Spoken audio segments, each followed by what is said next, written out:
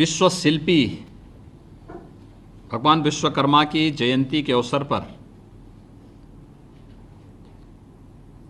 विश्वकर्मा श्रम सम्मान योजना के आज के इस कार्यक्रम में उपस्थित मेरे मंत्रिमंडल के वरिष्ठ सहयोगी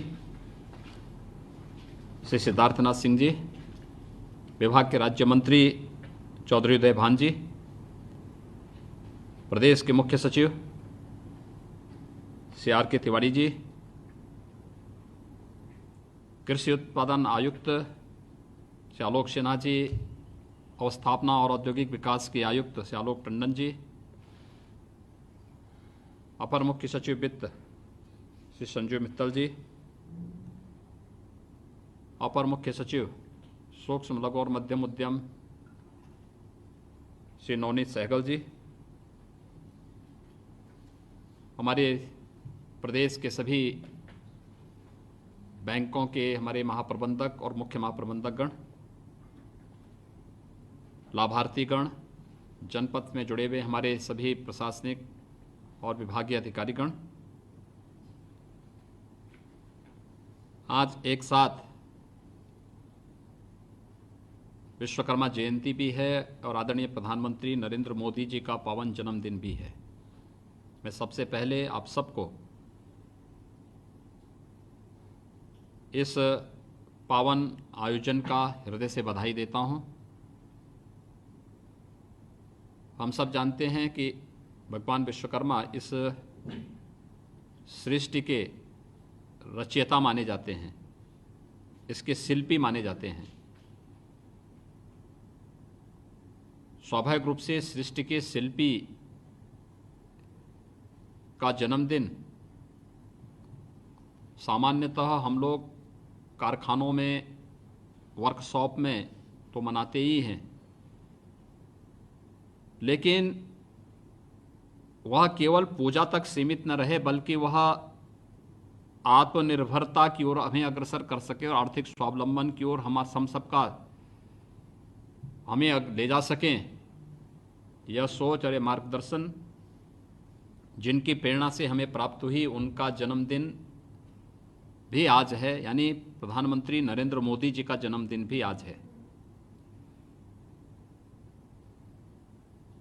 हमने 2018 में 2 योजनाएं प्रारंभ की थी। एक 24 जनवरी 2018 को वन डिस्ट्रिक्ट वन प्रोडक्ट की विशिष्ट योजना को हमने लागू किया था और आदरणीय प्रधानमंत्री जी के कर कमलों से इन्वेस्टर समिट के दौरान इसकी घोषणा करवाई गई थी। दूसरा, प्रदेश के अंदर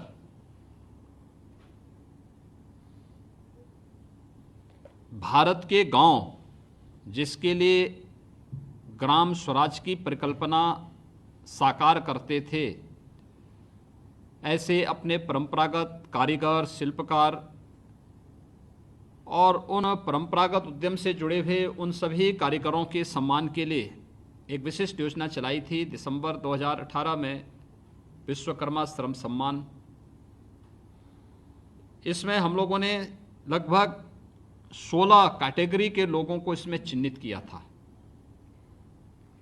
और मुझे प्रसन्नता है कि जिन्हें हम लोगों ने इस दौरान इस कार्य के लिए चुना था, बढ़ई है, दर्जी है, टोकरी बुनकर है, नाई है, सुनार है, लोहार है, कुम्हार है, हलवाई है, मोची है, राजमिस्त्री है, इन सब, क्योंकि इन सब से मिलकर के गांव की व्यवस्था संचालित होती है।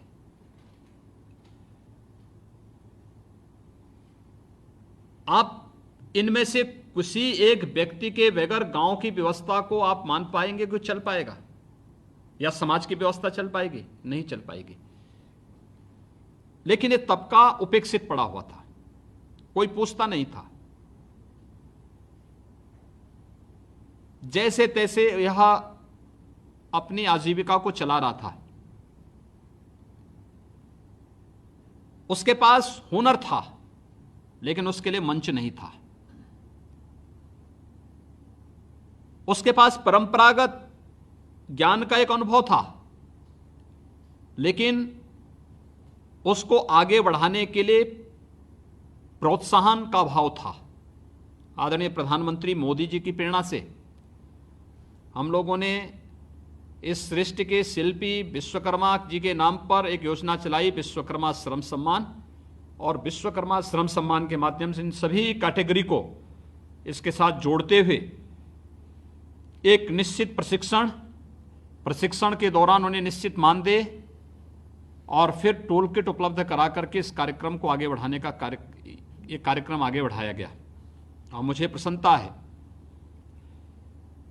कि बड़ी मात्रा में इस योजना के अंतर्गत जिन लोगों ने प्रशिक्षण लिया, काफ़ी बड़ी मात्रा में उन लोगों ने 18-19 में 7,474 और 19-20 में लगभग 20,000 ऐसे हस्तशिल्पी कारीगरों और परंपरागत उद्यम से जुड़े हुए लोगों ने इसकी ट्रेनिंग ली, उन्हें टूल किट उपलब्ध कराया गया। और मुझे प्रसन्नता है कि इस वर्ष 1,12,000 से अधिक लोगों ने इसके लिए आवेदन किया, जिसमें 20,000 लोगों का प्रशिक्षण अब तक कराया जा चुका है और बाकी अन्य प्रशिक्षण के कार्यक्रम को तेजी के साथ आगे बढ़ाने का कार्य किया जा रहा है। यानी ये चीज़ें दिखाती हैं कि ये हमारे पास पहले से ही मौजूद था और उन लोगों को मंच की आवश्यकता थी, प्रोत्साहन की आवश्यकता थी। गांधी जी के जन्मदिन के अवसर पर 150वीं जयंती के अवसर पर गांधी जी के प्रति इससे बड़ी श्रद्धांजलि दूसरी नहीं हो सकती कि बापू के ग्राम स्वराज की परिकल्पना को साकार हम इनके माध्यम से कर रहे हैं। और वह परिकल्पना आज जब साकार हो रही है तो मुझे भी अत्यंत प्रसन्नता की अनुभूति हो रही है कि हम अपने इन सभी बंधुओं को जो शासन की व्यवस्था के साथ बिल्कुल हट से गए थे, उन्हें फिर से मुख्य धारा के साथ जोड़ करके न केवल उनके आर्थिक स्वावलंबन का कार्य किया जा रहा है, अपितु इसके माध्यम से हम लोग ग्राम स्वराज की गांधी जी की परिकल्पना को भी साकार कर रहे हैं। मुझे प्रसन्नता है कि आज 3 अन्य कैटेगरी को भी इसमें हम लोगों ने पिछले दिनों निर्णय लिया था, भड़भुजा, धोबी और शिल्पकार को भी लेने के लिए। इन सब की बहुत बड़ी भूमिका है और मुझे लगता है कि इसमें से हर एक को शासन की योजनाओं से जोड़ना चाहिए, शासन की योजनाओं का लाभ इन्हें उपलब्ध कराना चाहिए और हर प्रकार से ये लोग खुशहाल हो जाएंगे तो समाज में अपने आप खुशहाली आ जाएगी। इन्हें खुशहाल करने की दृष्टि से मुझे प्रसन्नता है कि अब प्रशिक्षण और टूल किट वितरण के साथ साथ इन्हें प्रधानमंत्री मुद्रा योजना के साथ भी जोड़ने का कार्य किया जा रहा है। प्रधानमंत्री मुद्रा योजना में 3 कैटेगरी है और मैं जितने हमारे बैंक से जुड़े हुए हमारे मुख्य महाप्रबंधक और महाप्रबंधक गण उपस्थित हुए हैं, मैं उन सबसे इस बारे में उनको आश्वस्त कर रहा हूं कि एक गरीब व्यक्ति सरकार का पैसा या बैंक का पैसा कभी नहीं डुबोता है। उसे प्रशिक्षण की आवश्यकता है और उसको एक सही दिशा देने की आवश्यकता है। वो स्वयं एक एक पाई को चुकता कर सकता है। इसमें सरकार भी उनको सपोर्ट करेगी। हम भी उसे मुख्यमंत्री स्वरोजगार योजना के अंतर्गत सपोर्ट करने जा रहे हैं।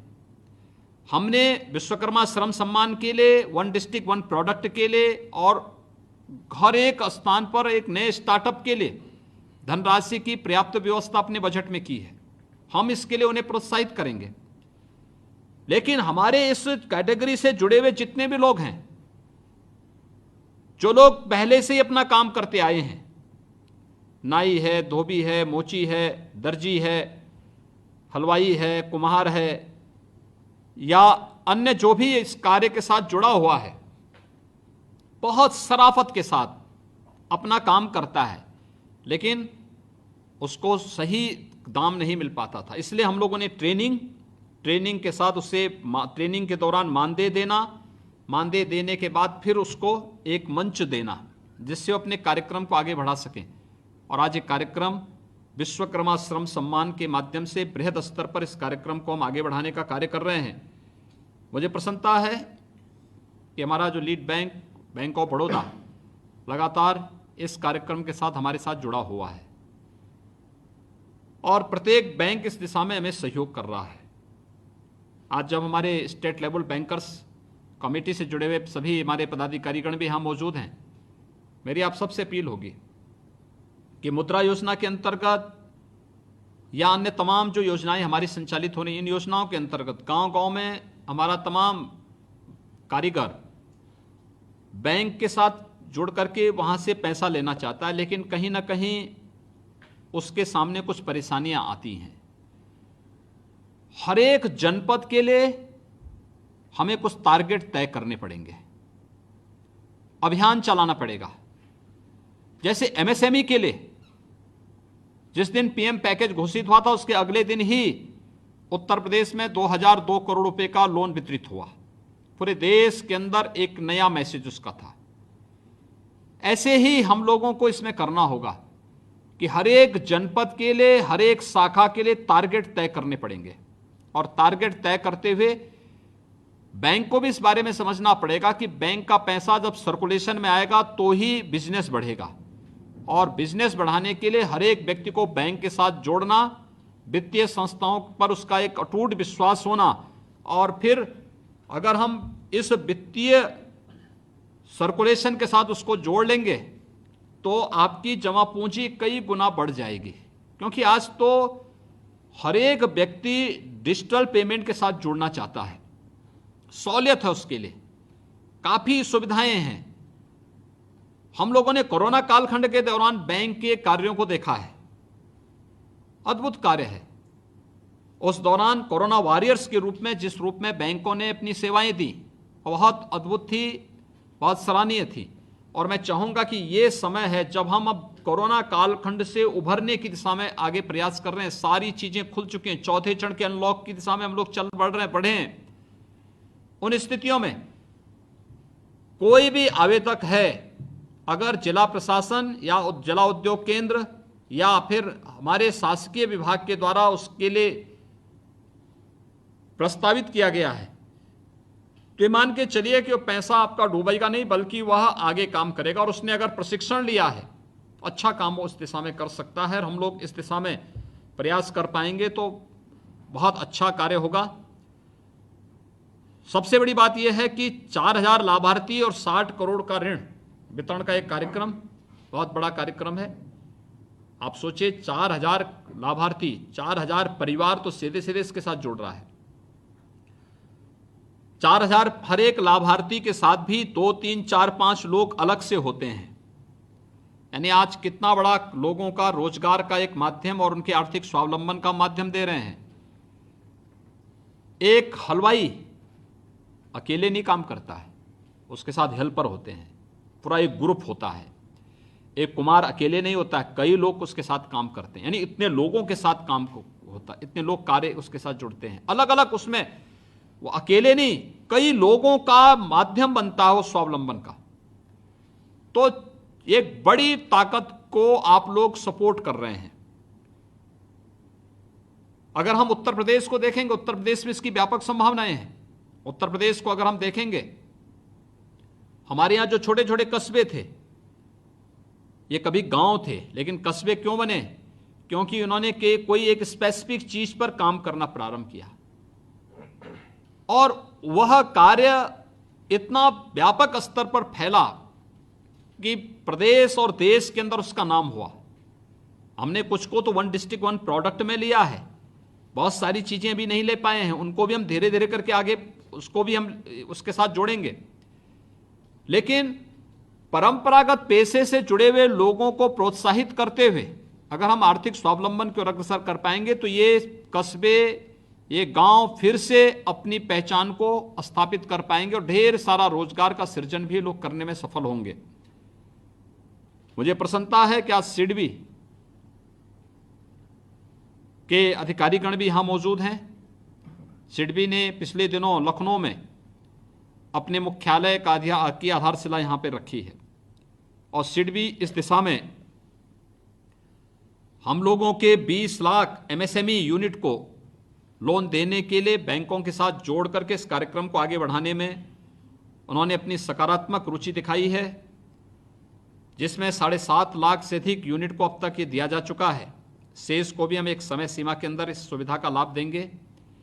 पीएम पैकेज में भी बहुत कुछ हम कर सकते हैं, खासतौर पर पीएम स्वनिधि योजना के अंतर्गत स्ट्रीट वेंडर्स के लिए एक बड़ा कार्यक्रम हम लोगों को रखना चाहिए। मुझे लगता है उत्तर प्रदेश में 10 लाख का लक्ष्य लेकर के हमें इस कार्यक्रम को आगे बढ़ाना चाहिए। बहुत बड़ा कार्य हो सकता है। इस कालखंड में लोगों को हम जितनी मदद देंगे, मार्केट में जितना पैसा प्रारंभ फिर से आएगा, ये उतनी ही तेजी के साथ बिजनेस को ही बढ़ाएगा और बैंकों की जमा पूंजी को ही बढ़ाने में इसकी बहुत बड़ी भूमिका होगी। मैं धन्यवाद दूंगा एसबीआई को कि कोरोना कालखंड में आज 5 एम्बुलेंस उनके द्वारा उपलब्ध कराई जा रही हैं। ये 5 एम्बुलेंस हमारे यहाँ, क्योंकि अब तो सारी चीज़ें अनलॉक में हम आ चुके हैं। अनलॉक का मतलब अब हमारे सभी गतिविधियां लगभग खुल चुकी हैं, कोई भी अब लॉकडाउन नहीं है। हमने मार्केट को भी खोल दिया है, कोई बंदी नहीं, किसी प्रकार का कोई वो नहीं। उसके साथ ही हम अपने कार्यक्रम को भी चलाएंगे। तो स्वाभाविक रूप से सर्विलांस की इसमें बड़ी ताकत है और सर्विलांस के लिए हमें एम्बुलेंस की आवश्यकता है। यद्यपि हमारे पास 4400 एम्बुलेंस पहले से हैं, लेकिन हमें नॉन कोविड और कोविड दोनों के लिए करना है। दोनों को अलग अलग करके रखा हुआ है। इसमें भी हमारे पास 250 एम्बुलेंस सरकारी स्तर पर केवल लाइफ सपोर्ट एम्बुलेंसेज हैं। ये लाइफ सपोर्ट एम्बुलेंसेज भी दोनों प्रकार से, कोविड और नॉन कोविड में हम अलग अलग कैटेगरी तय करके उन्हें सेपरेट किया गया है। आधी कोविड के कार्य में, आधी नॉन कोविड के कार्य में लगी हुई है। लेकिन एसबीआई ने 5 एम्बुलेंस आज हमें यहाँ उपलब्ध करवाई हैं। मैं इसके लिए भी आपको हृदय से, एसबीआई के मुख्य महाप्रबंधक और उनकी पूरी टीम को हृदय से धन्यवाद देता हूँ और विश्वास व्यक्त करता हूँ कि सभी बैंकर्स शासन की योजना के अनुरूप इन सभी लोगों को वित्तीय समावेशन के साथ जोड़ करके आत्मनिर्भरता की ओर अग्रसर करेंगे। आत्मनिर्भर भारत की आदरणीय प्रधानमंत्री जी की परिकल्पना को साकार करने में हम सब के द्वारा दिए जाने वाले योगदान, वह देश के प्रति और प्रत्येक नागरिक को आत्मनिर्भरता की ओर बढ़ाने में बहुत बड़ी भूमिका का निर्वहन करेगा। मैं आप सबको विश्वकर्मा जयंती के अवसर पर और आदरणीय प्रधानमंत्री जी के जन्मदिन के अवसर पर हृदय से बधाई देता हूं। जो लाभार्थी आज विश्वकर्मा श्रम सम्मान योजना से लाभान्वित हो रहे हैं, उन सभी लाभार्थियों को मैं हृदय से बधाई देता हूं, अपनी शुभकामनाएं दे रहा हूं। टोल किट के साथ साथ लोन की सुविधा उन्हें प्राप्त हो रही है और मेरा उन सब से अपील होगा और जनपद स्तर पर भी मैं इस बात को कहूँगा कि इन सभी को डिजिटल पेमेंट के साथ थोड़ा जोड़ें, इसकी ट्रेनिंग कराएं। बहुत बड़ा लाभ होगा इनको, बहुत बड़ा लाभ होगा। ये कार्यक्रम हमारे निरंतर चलते रहने चाहिए। ये कार्यक्रम अगर आगे बढ़ जाएंगे, वास्तव में ये भारत को न केवल आत्मनिर्भर बनाएगा बल्कि एक सशक्त भारत के निर्माण की आधारशिला भी ये कार्यक्रम आगे बढ़ा सकते हैं। मैं एक बार फिर से विश्वकर्मा श्रम सम्मान योजना के अंतर्गत आज जिन लाभार्थियों को टोल किट और ऋण वितरण का कार्यक्रम हो रहा है, इसके लिए एमएसएमई विभाग को और सभी बैंकर्स को हृदय से धन्यवाद देते हुए आप सभी लाभार्थियों को हृदय से बधाई देता हूं, अपनी शुभकामनाएं देता हूं। धन्यवाद। जय हिंद।